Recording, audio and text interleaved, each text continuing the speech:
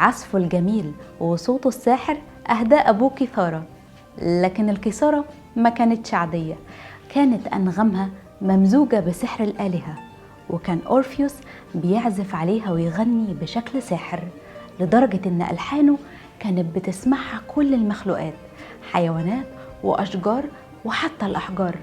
فلو عزف لحن سعيد فرحت الحيوانات ورقصت الأحجار، ولو عزف لحن حزين حزنت الطبيعة حواليه وبكت آلهة الأولمب.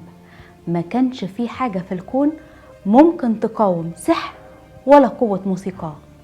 وفي يوم اتقابل مع حورية الغابة يوريديسي اللي وقع في حبها، وهي كمان حبته، وبعد فترة قصيرة قرروا يتجوزوا.